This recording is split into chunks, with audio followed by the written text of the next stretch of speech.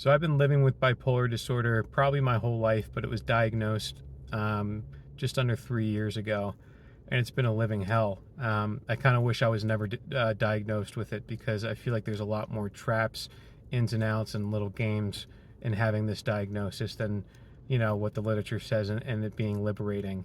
I don't know if others have this, but you have these fantastic, great visual clarities where you think things like I could be a stand-up comedian, or I could be a movie producer, or I could be a comedic writer, or I could be an actor, or I could be an influencer.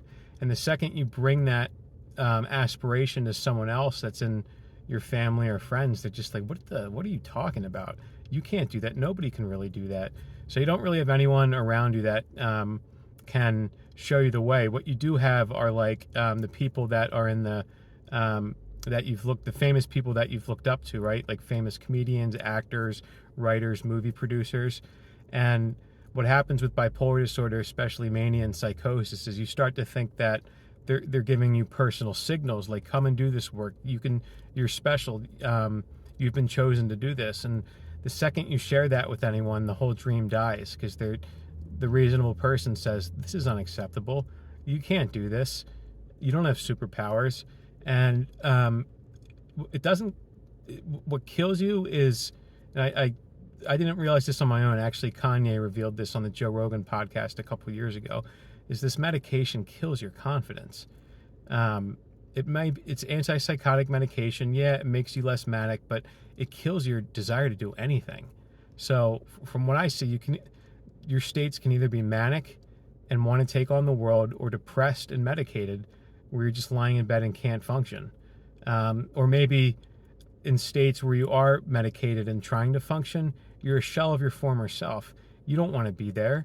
You don't want to be interacting with these people. You just want to be in bed because your body's literally just in a desperate state of flight or flight, where it wants to just be away from everyone. But for some reason, the mothership is saying that you have to keep interacting to get by. So I'm interested to see how other people are getting by, especially if there's been anybody who've had what they would call delusions of grandeur, where they thought they can do great things.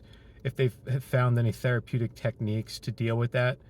I've found that friends and family don't help whatsoever. They're like, you need to get to the doctor. You need to tell your doctor. You need to go tell a group this. You need to go, essentially, you need to go tell someone else this, because I can't handle you right now. And I can understand that statement, especially when you're a grown adult. It's like, you need to be able to take care of yourself and,